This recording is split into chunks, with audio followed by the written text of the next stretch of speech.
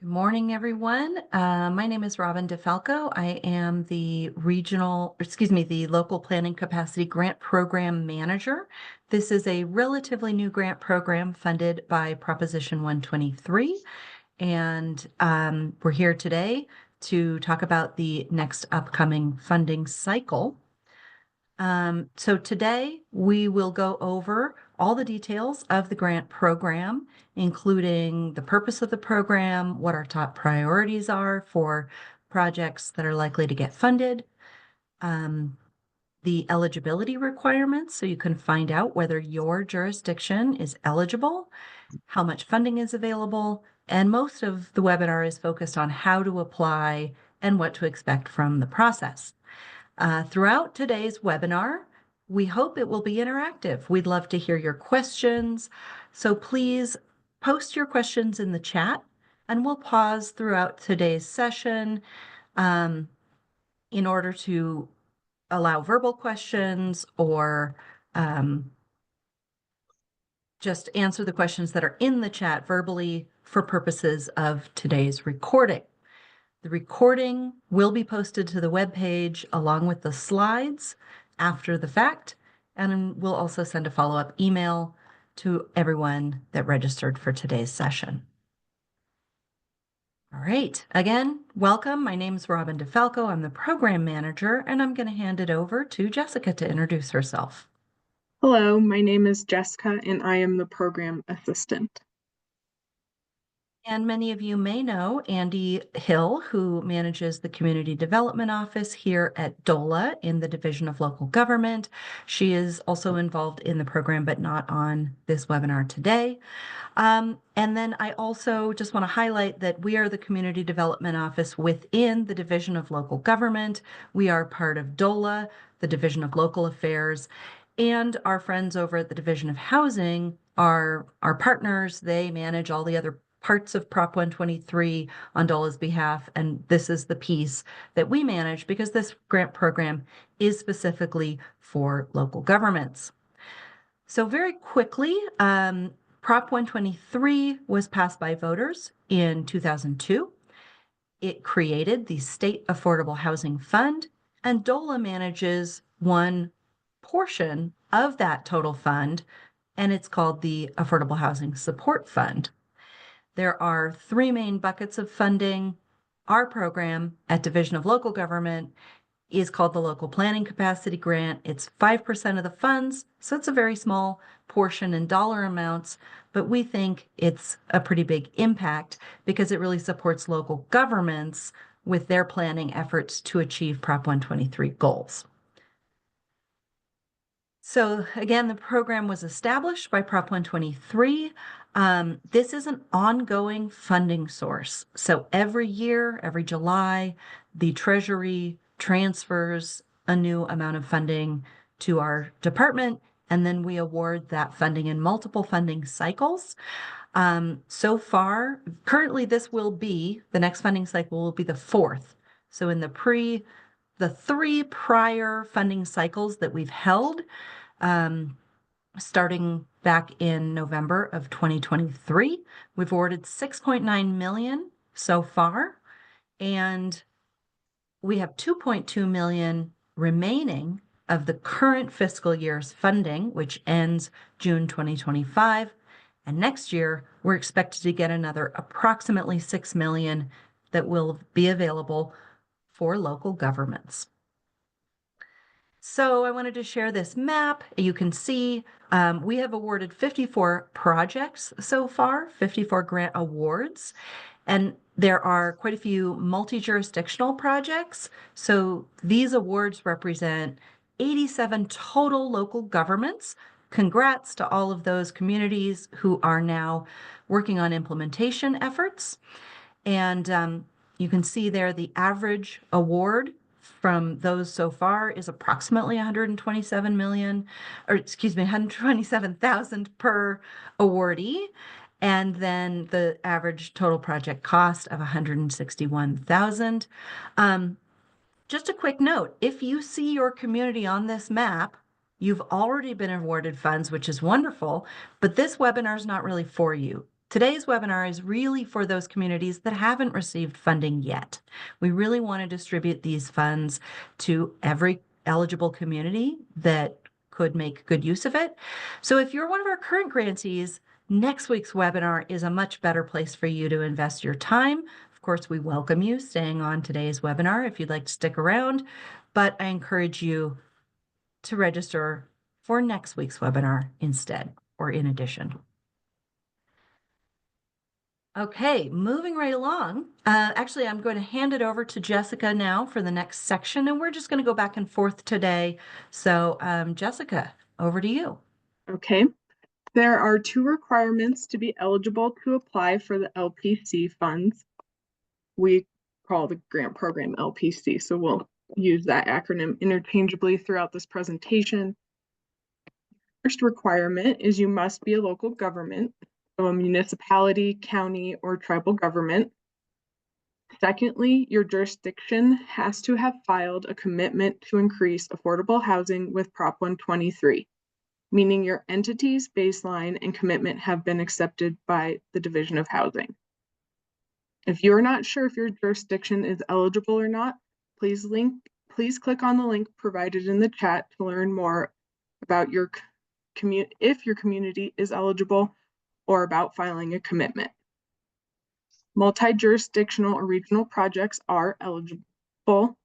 All participating jurisdictions in the project must meet the eligibility criteria. One jurisdiction will act as the lead fiscal agent on the application, and they will have the primary responsibility throughout the project.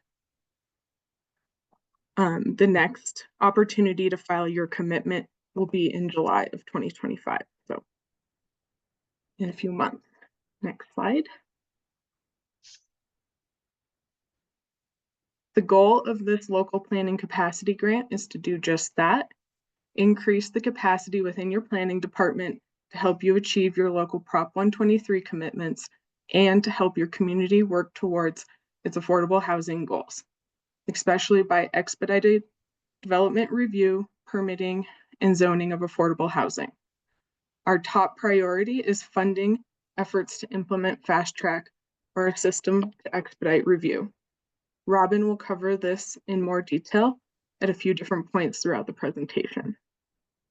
We know many small communities don't have a planning department, or perhaps you call it something else, like the Community Development Office or Land Use and Zoning, or it might be one person like the town manager that has the responsibility. The goal of this project is to fund whoever is responsible for this type of work in your community. We cannot fund housing authorities or nonprofit organizations, so please keep that in mind. If the scenario that I just described sounds like you, please make sure to bring it up in the pre-application meeting, and we'll talk about that a little more further on. Over to you, Robin.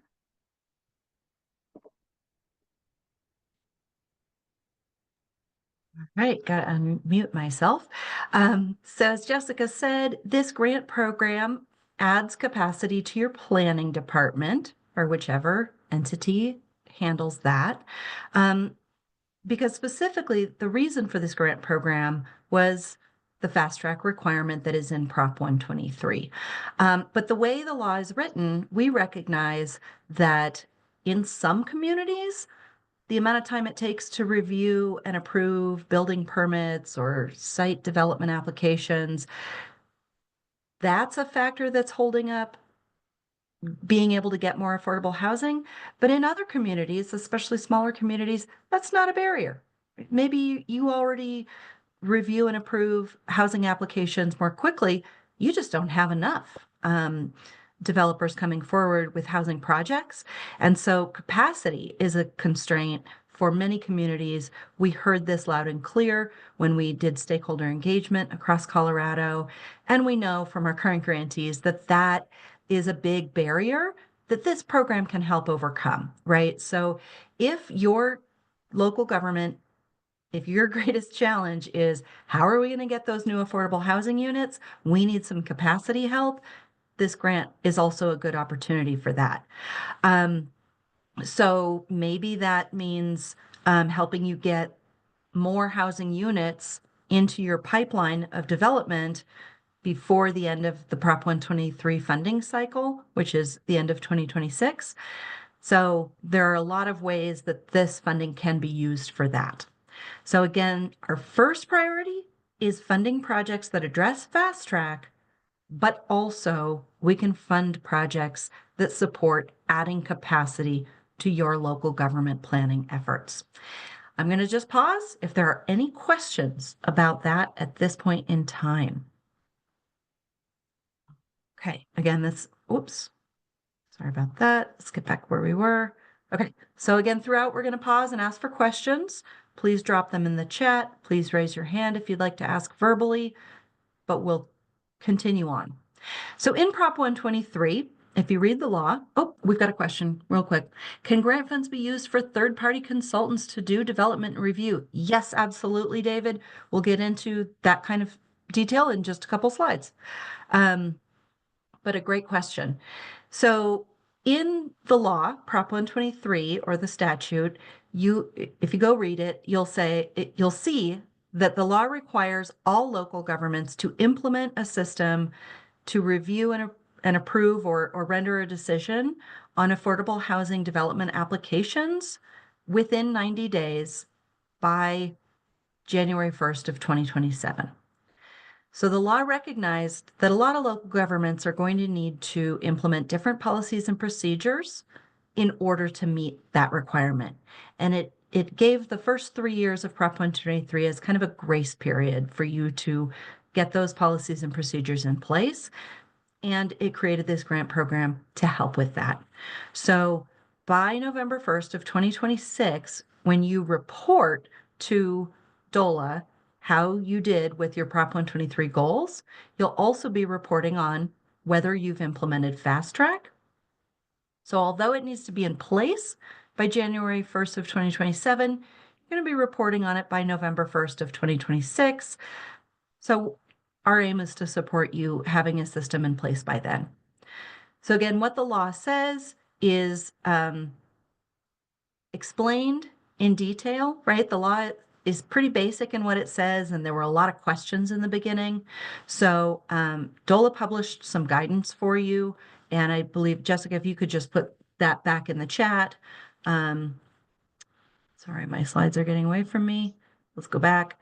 And you'll be able to read exactly what the law says and a variety of recommendations that DOLA has provided in our guidance, because there's not one approach. We recognize that every community is probably going to take a slightly different approach because you all have such different land use policies at the local level, and the law allows you to implement in a way that works for your community.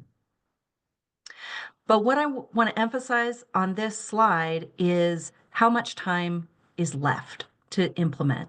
So for the award cycle that we just did back in October, by the time those grantees got an executed agreement, now they can start hiring a consultant, and now they can start implementing their project like January of 2025. They have about 24 months to implement. But if you're coming in for this funding cycle, by the time we get you if awarded, by the time you get an executed grant agreement, you're down to about 18 months for implementation. And if you wait until the next funding cycle, which might not be until September, we haven't decided yet, at that point, you've got less than a year to implement. So if you're thinking about it, I strongly encourage you to apply now and get started with that work so you have maximum time. We all know good planning takes time. So, and that's why we have the multiple funding cycles per year. Okay. So again, on the fast track guidance, we did a robust stakeholder engagement process in fall of 2023 and in spring of 2024. Last year, we published that guidance and held public webinars in April of 2024. You can find all those details on the website, watch the webinars from back then, and reach out to us. There's a lot of guidance there, but you're welcome to contact me directly, and we are providing courtesy review of draft policy language or technical assistance if you have questions. So we meet regularly with local governments that are trying to figure this out, um, and happy to give you some time and technical assistance. Okay. So the other thing we know is that some communities are already working on fast track. Maybe they've already adopted, or especially for some smaller jurisdictions, they say, well, it doesn't take more than 90 days. We could do a site application in a couple of weeks. We're a small community. This is not an issue for us. Um, So that's wonderful. That's great. What we encourage is for you to codify that policy, possibly with just a simple resolution saying that you're committed to meeting those requirements going forward into the future. Um, or maybe look at additional improvements. There are some communities that already implemented that as an incentive for developers. Like, if you give us more affordable housing units, we will put your project application at the front of the line. But even some of those communities are saying, we think we can speed that process up even more or streamline that experience for developers, because we need the affordable housing and we want to see it happen in our community. So if you can do that in your application, tell us that you're doing that, and that will, your proposal will score higher if you're incorporating that into your proposal. Um, And again, your proposal can do other things besides fast track. Okay. So again, first and foremost, implement fast track. Tell us how you plan to do that or what you've already done. And um, all applicants should address this at some point in your application. And when we get into the how to apply, we'll show you exactly what is asked. But what we found in some recent rounds is applicants were neglecting to mention that, and we had to do a bunch of follow-up and say, hello, this is important, and you haven't addressed it in your proposal. So I'm just pausing. Any other questions? Okay, so David has a question about whether it's only for fast track or review of affordable housing projects, or can the funds be used for other development projects? Yes, it can be used to support other development efforts in general. We'll get into what is and isn't allowable. For example, we cannot fund the cost of pre-development construction docs, right? So what sometimes we just call pre-development costs. That's like hiring the engineer to do the land use and survey work or hiring the architect to design the site plan. We can't fund that because there are other funding programs that do fund that work. So we're trying to meet an unmet need with these funds. But as we get into the next section, we will go over all the different kinds of things that you can use these grant funds, and how it can support your Prop 123 goals. And over to Jessica for this section. Still you, Robin. Thank you. You're right. This one is still me. Okay. So in terms of the eligible project types and activities, as David was asking, we can fund staff or contractor expenses. So it could be a consultant. When we say contractor, we mean like a planning consultant or somebody with housing expertise on the planning side of things, not like a general contractor who builds.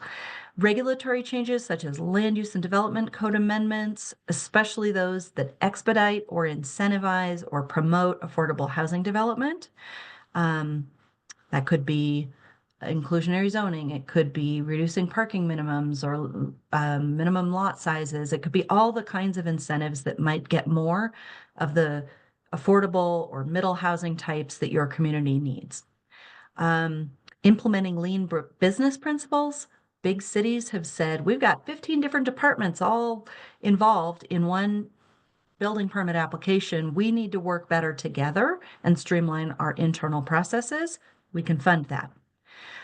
Software or technologies like building permit review software, or planning efforts to convert or preserve existing housing units, such as mobile home parks. Once upon a time were affordable. Now they're getting bought up by external investors and jacking up the rents. And you know that you've got members of your community who are getting pushed out because of those kinds of dynamics.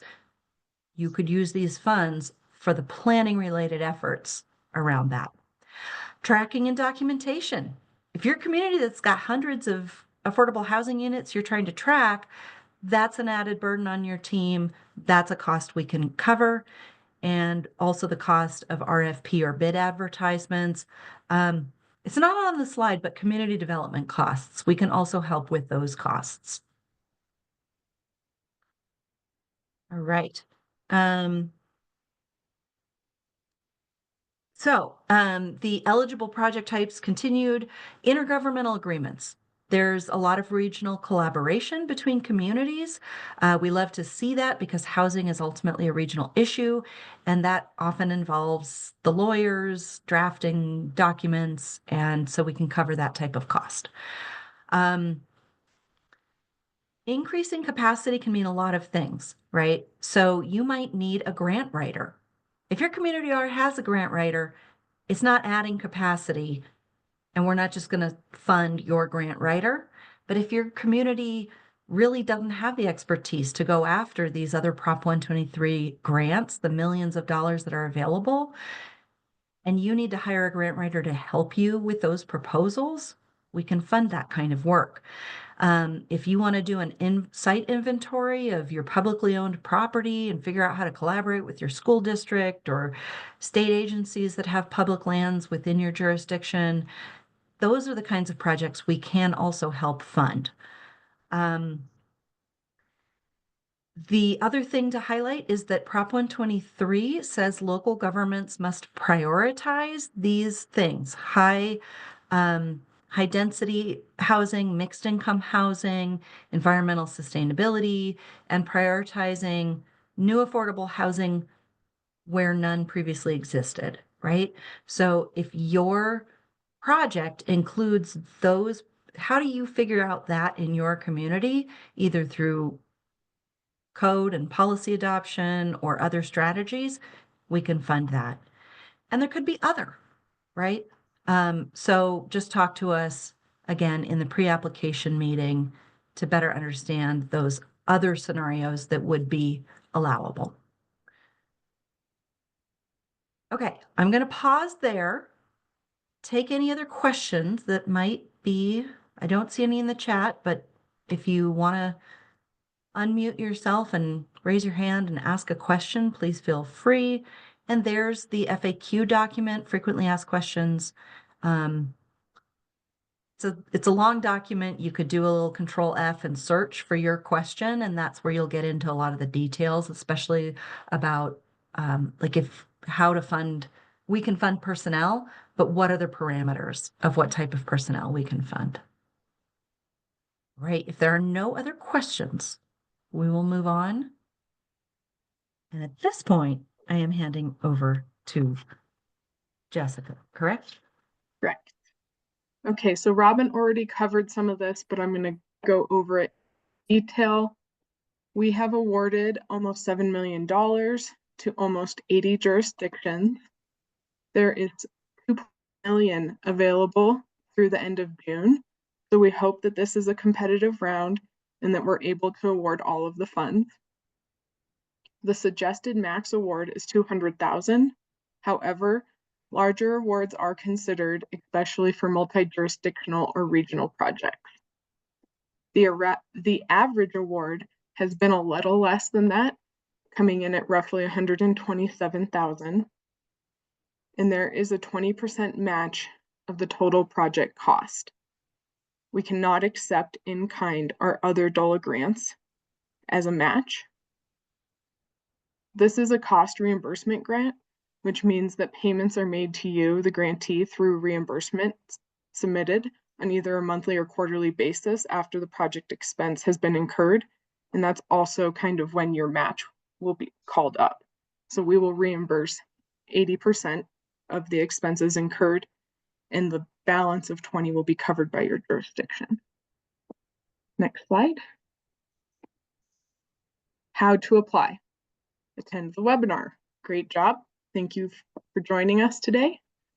The next thing you can do is go to the program website and download the grant application and get started on drafting your responses. You will also need to schedule a pre-application meeting with Robin, and I will likely join when possible to discuss the premise of your project so that we can help you verify that everything is allowable and eligible. This is also an opportunity for us to provide technical assistance and feedback on how to submit the most competitive application possible.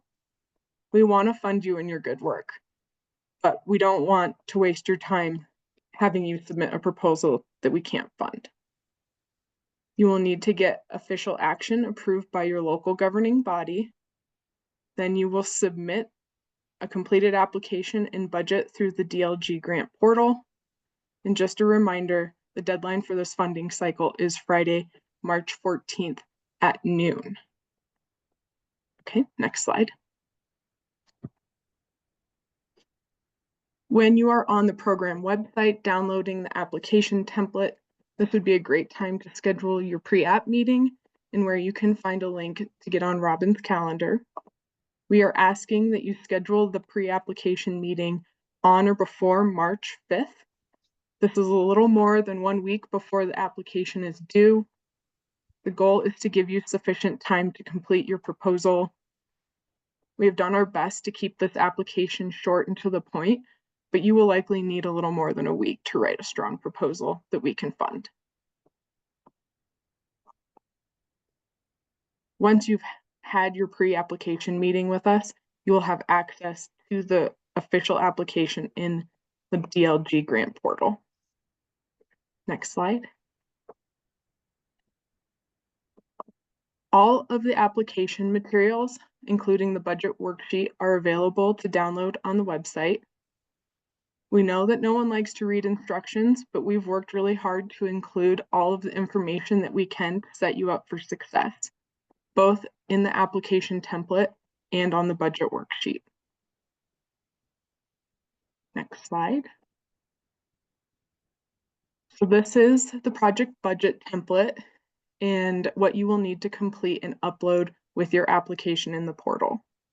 There are 3 main budget line expense types that are eligible in this program: consultant services, personnel costs, which will cover staff wages, and software. Please include all costs that will potentially be involved. We want you to think big picture so that later down the road, we don't have to process an amendment or think about supplemental funding. To clarify, the 20% match is based off of 20% of the total project cost, not 20% of the grant request amount. So when putting your budget together, it's easiest to determine the overall project cost, then do the math backwards, figuring out 80% of that, which is grant fund request, and similarly to determine the 20% which your jurisdiction will be responsible for. It's also important to think about ongoing costs and how you will sustain those costs once the grant has ended. For example, software licensing and salary. Next slide. Okay, so this looks a lot like the previous slide, but it is our preference that all expenses and budget categories are split 80-20. Doing how it is shown here on the slide is complicated and confusing. With the ratios of the grant funds and local match only totaling at 20% on the bottom line. So you'll see, for example, personnel costs is split 50-50. That's going to be really challenging to track and keep track of over the cost of potentially of 2 years. However, if you feel really strongly or have a compelling reason why your budget needs to be structured this way, please make sure to bring it up in the pre-application meeting. Next slide. Okay, this grant is unique in that it will fund personnel. We know that that's the biggest capacity barrier, meaning that you can create a new position or help fund existing staff.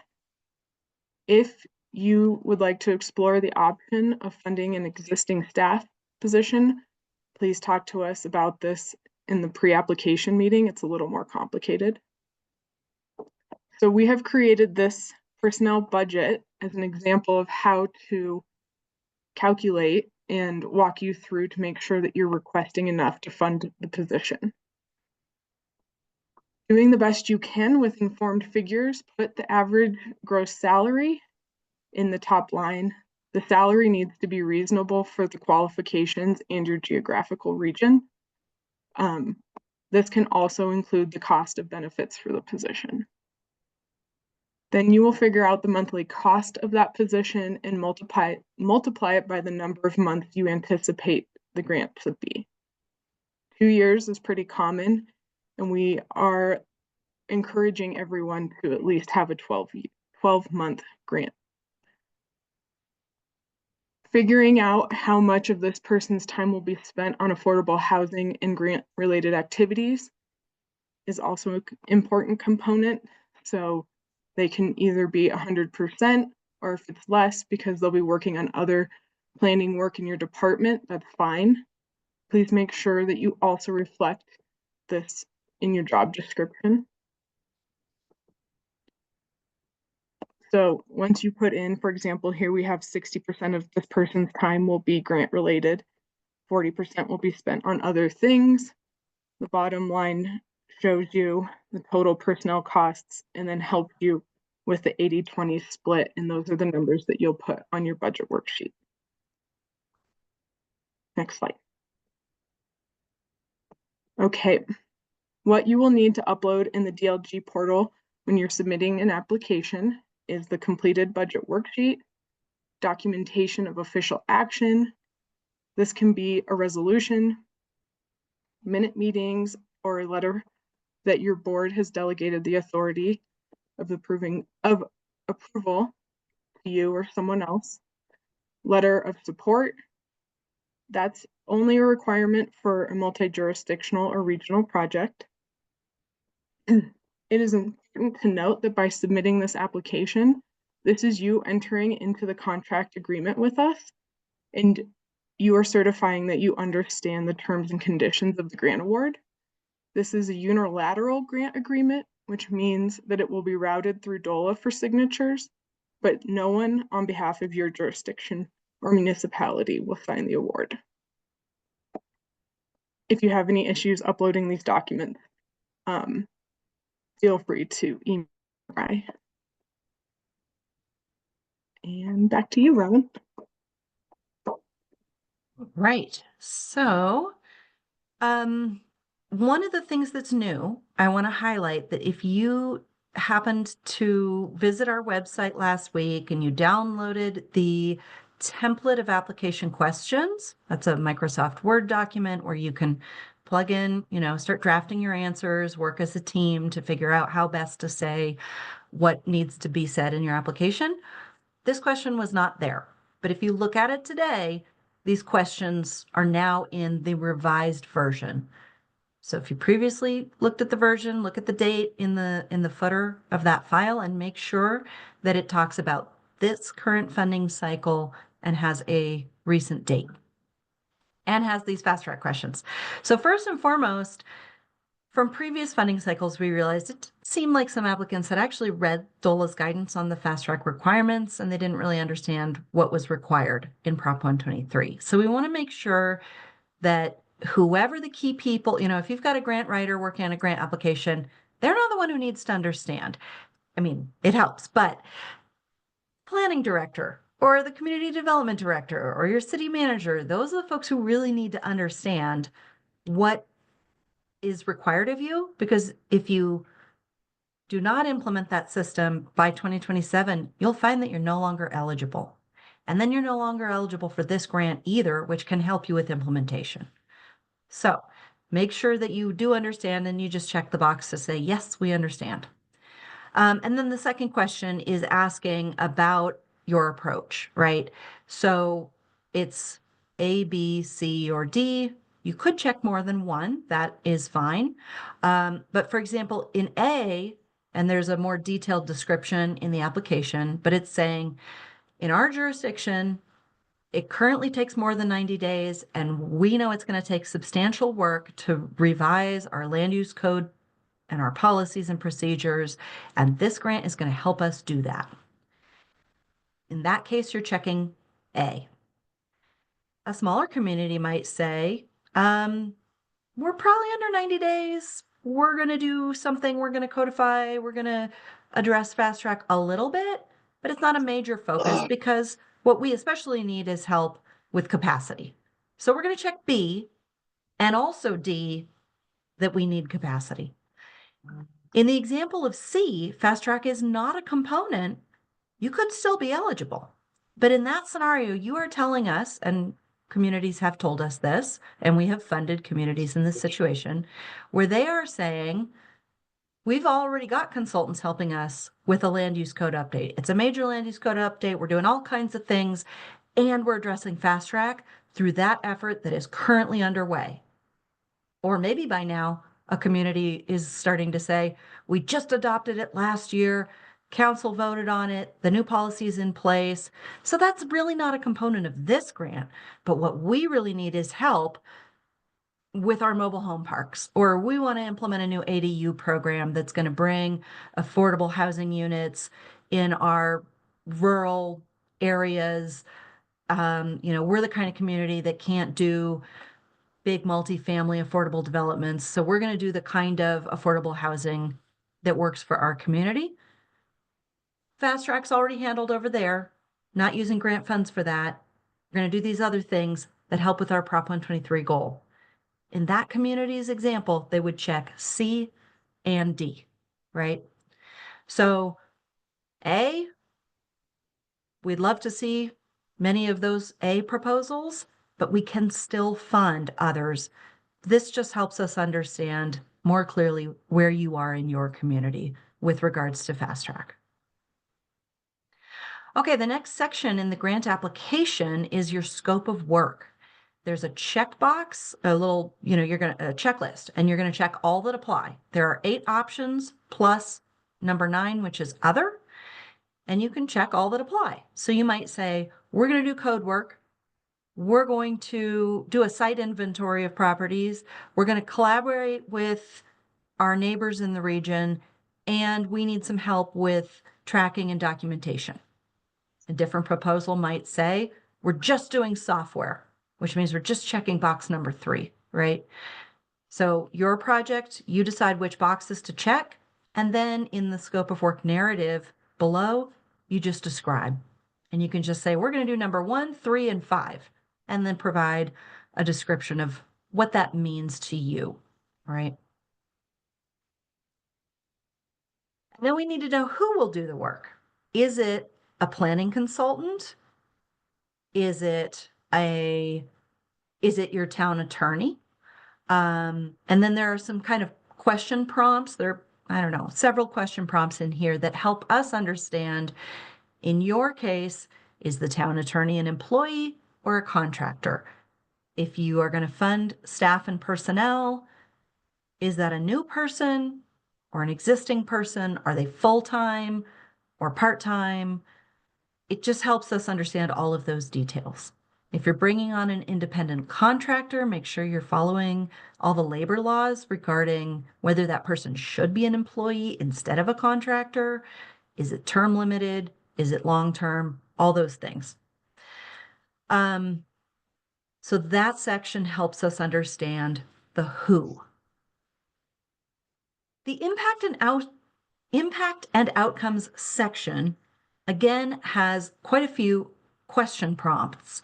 You don't have to answer every question, but this is the kind of thing we're trying to understand because we are evaluating what kind of impact this proposal will have in your community. That's going to look very different in the town of Kit Carson compared to the city of Denver, right? So we are measuring the impact based on your local context. So this helps us understand what is a big deal for your community. How many housing units is your Prop 123 commitment? What are the challenges for you to address those goals and outcomes? Help us understand your local context. That helps us see that this is a big impact for your small community, or just understand your context.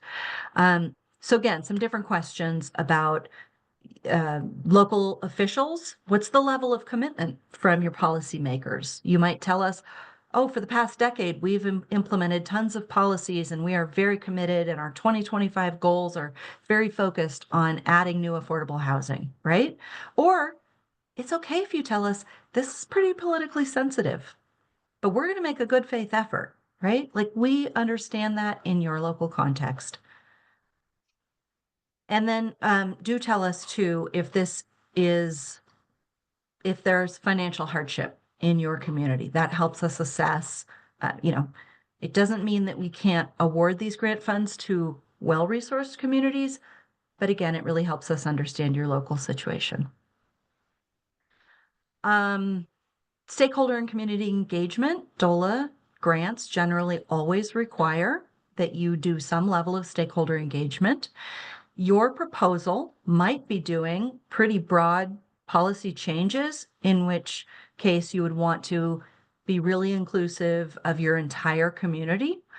Or you might be implementing a new software package, and you mostly want to know, how does this affect the developers in your community who submit those affordable housing applications, or, you know, property owners in general, right? So it might be targeted stakeholder input or broad, robust, inclusive community engagement. But if it is that broad community engagement, we really want you to look at the whole community, not just those homeowners who show up at city council meetings. We want to make sure that you are going out into your community and talking to the people who are housing cost burdened, whether that's teachers or janitors or firefighters or service workers, whoever in your community is impacted by the cost of housing and would be impacted by the policies that make affordable housing more readily available. We want to hear your plan for reaching those community members and how you're going to use grant funds. Do you need translation services or childcare for your public engagement meetings? Tell us about that here. And back over to Jessica for this section. Okay, so the scoring committee will be evaluating each application on these different components, which is kind of a summary of everything that Robin just went over. Again, the top priority is fast track. If you leave with one thing today, I hope that you know fast track is our top priority. And if you do not include fast track in your application will receive a score of 0 for that section. Impact, tell us how this grant will impact your community by providing the local context. We'd like you to communicate a clear plan for whole community engagement. As Robin just said, this is a requirement for all DOLA grants and is also considered heavily by the scoring committee. If you leave any section incomplete, we will give you the benefit of the doubt and assume that it was an accident, but we will follow up and ask you to provide an answer for that for the scoring committee. Next slide. The Notice of Funding Availability, or NOFA, will be live in the DLG grant portal on February 14th. It will become available to you again once you've had your pre-app meeting, so you'll find that in the portal. Award decisions will be announced roughly 4 to 6 weeks later, so that puts us in April. At this point, we will reach out to you and need more information to start the award contracting process. So if you want to get started right away, it is in your best interest to respond as quick as possible. We can only move as fast as you allow us to by providing the information we need promptly to proceed with contracting. Also, please note that when you get the award letter, it's just that. You may not start spending grant funds, or you will not be reimbursed for any funds spent prior to a fully executed grant. And that will take us roughly 7 to 14 weeks. So you can plan on beginning your project and spending in late March, early June if you're awarded.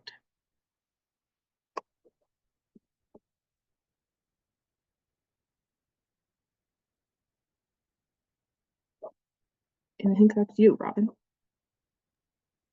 All right. So I want to pause for a moment because we did have some great questions in the chat. So I'm going to read them aloud and then address them. Craig asks about multi-jurisdictional projects. Are you needing a board signature on letters of commitment, or is it an admin or manager signature acceptable? I would say it's acceptable to have a town manager or administrator. What we're really looking for is, does that person really understand what they're committing to? And can they speak on behalf of their elected body, right? And so in that letter, it's nice if it says, our board met, we've discussed, we've reviewed the draft application that's being submitted. We're eager to be a partner in this multi-jurisdictional project, and we commit to our community's implementation efforts, right? That's what we're looking for in those letters. And just to recap, letters of support are not needed for single jurisdiction projects. You're welcome to get letters of support if you'd like to. Don't knock yourself out trying to get the school district, the hospital, the everybody. If you tell us you need this support, we believe you, right? But the letters of support from partner jurisdictions is really critical because we don't want to award a multi-jurisdictional award. And, the town of so-and-so doesn't even know that they've been named in this grant application. We want to know that they are on board with this plan. There was another great question from Anne asking about, sorry, I'm just trying to scroll back to it. Anne was asking about contractors, like hourly planning consultant helping your team with development review. Yes, we can fund that type of thing, right? If you've got a contract planner who reviews your development applications, yes, that is allowable. We would need to see a new agreement with that consultant. Like if you had a prior agreement, we would need to see a new agreement with that existing consultant, or you could hire a new consultant. Yes, Anne, go ahead. Please ask your question verbally. Okay, so like we are hiring a design consultant, so to speak, on what would work best for the land that we have and try to be affordable and resourceful. So we would pay for him, right? Like that grant will pay for our design consultant and That is something that we should probably talk about, because it sounds like it could be considered pre-development costs. Our frequently asked questions outlines some definitions here. If it's architectural work, generally, no, we can't fund it. However, we've determined that master planning is fundable, that it meets the intent of the law. So there's kind of a fine line right there, and we should probably, and that's a perfect example of what we cover in the pre-application meetings and kind of get into those details to help you figure out what's allowable, what's not. Um, yeah, so it really depends. If it's construction documents that allow you to begin construction, no, we call that pre-development. But if it's more planning documents like master planning and figuring out what is it going to cost, like feasibility analysis, yeah. usually, yes, we can fund that. Okay, I have one more quick question. Go ahead. So how, like, if you have applied and been awarded, how do you create a new person in the online portal so that they can upload your quarterly reports? And personnel have to be monthly, is that correct? Yeah. So that's another great question. And for everyone, whether you're a new applicant or existing grantee, when you go to the DLG grants portal, there's a spot at the bottom of that first page that says create a new account. And you would just create a new account. If you already have an account for a new applicant, You will be able to access that application form on the morning of February 14th. It will just appear as long as you've reached out to us and we know to add your community to the list, right? If you're an existing grantee, again, register for next week's webinar and we'll get into all of the reporting details because that webinar is focused on all of that. Today, we're more focused on the application process. So Anne, Yeah, I think and I think you're registered for both. So we're going to cover yes, that I more next am. week. But You I are. just I didn't know because tomorrow our report is due and I don't want to be late for the Um, report. But I also didn't get a chance to go to this one when they applied, so I did both. right, right. No worries. Actually, reporting is due January 30th, so you've got a little more time. But we'll work with Okay, you. I thought And it was also, the 10th. you're also welcome to call Jessica or I. Our contact information, phone and email is on the program website, so feel free to reach out. Okay, All right. great. Thank you. You're welcome. Any other questions? I've got one from Sean here. Could awarded funds be in jeopardy of recall if the commitment uh, of X number of affordable units are not provided at the end of the Prop 123 funding cycle? Great question. Thanks for asking it, Sean. The answer is no. You are eligible right now based on filing a commitment. Therefore, you are eligible to receive the funds and you will remain eligible until the end of your grant project, even if at the end of 2026, if your local government committed to 50 new affordable housing units and you fell short of that goal, in 2027, you have to sit out, right? You'll no longer be eligible for new funding awards in calendar year 2027. But an existing award, you'll be able to continue spending down that fund and completing your project. You just wouldn't be able to apply in 2027. So that's an important question. Got another question from David about how is affordable defined? Does attainable or workforce 80 to 120% AMI count? Another great question.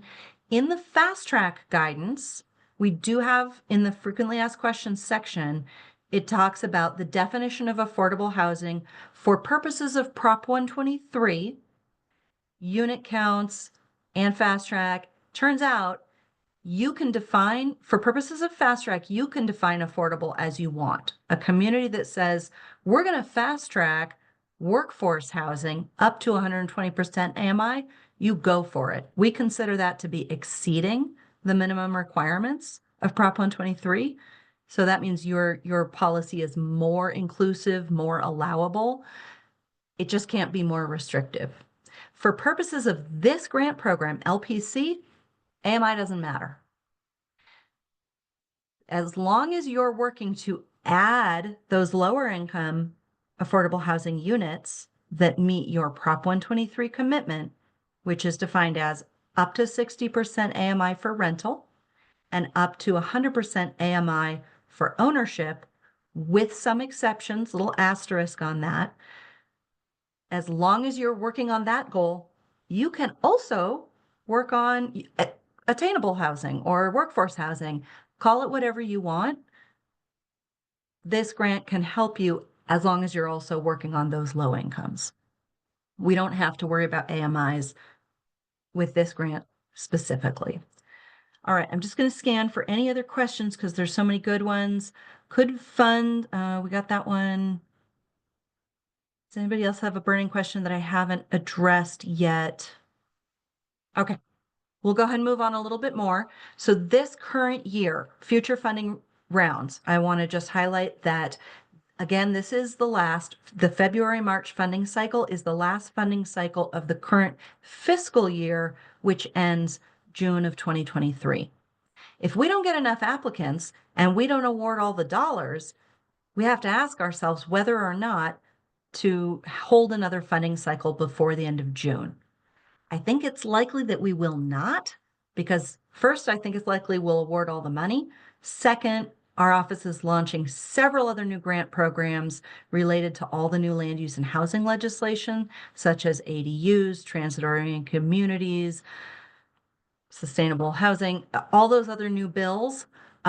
Those are launching later this year. So ours will probably not launch again until approximately August, September of 2025.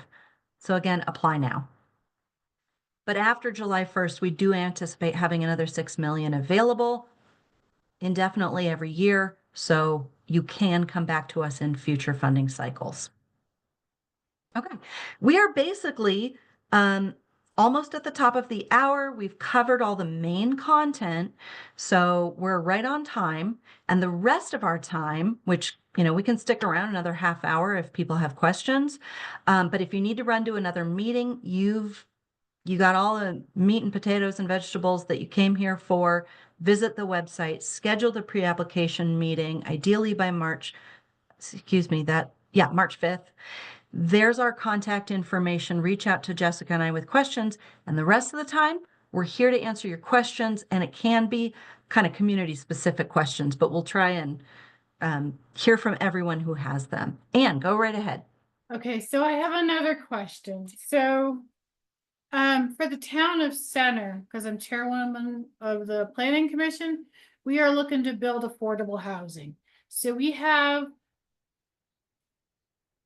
a change in management, but anyways, we have done pre-development, but would a grant like this help us do like specific layouts of houses? I mean, I know it doesn't allow for the architectural design, but would it help us pay the consultant to come in and help us lay things out, so to speak? It's construction related, including construction documents, probably not. Things like under pre-development, we consider things like an environmental site assessment or survey work, architectural design, site plans. Most of that we would consider pre-development costs. But the good news is there's a grant program for that. Okay, Prop 123 dollars awarded through the Division of Housing. And if you visit their website, they are doing, I believe it's a $10,000 award per request, like per project, okay, to help you cover site development, pre-development, construction document type work. okay. And once we did that, then we would be eligible if we want to hire a um person, like say a project manager or somebody to oversee the housing going in and make sure everything is good, Yes. right?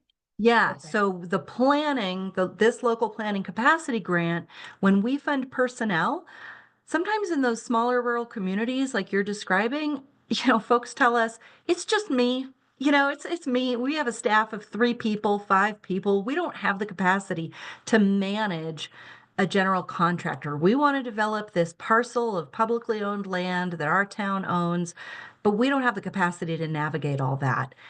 That's the kind of thing we can do. You can either hire a consultant with the kind of expertise to manage this on your behalf, or you could hire a new employee with kind of wearing the project manager hat to do that.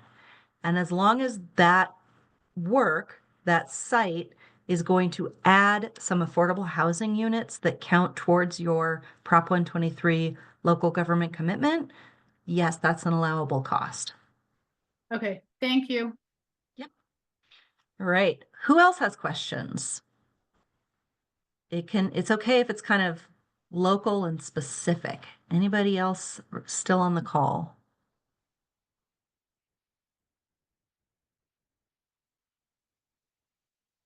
You can get into all the other details if you have questions about fast track or questions about other grantee examples. Oh, if you visit our website, there is a list of prior applicants. You'll see that map and you'll see a description, the name of the community, and a description of their project. And that might give you some ideas. Oh, so and so is doing this. That might be a good project for us. So I encourage you to take a peek at that. All right. Anybody else? Questions? All right, we'll just stick around a couple more minutes in case anyone on the call still has a question. I think we'll go ahead and stop the recording.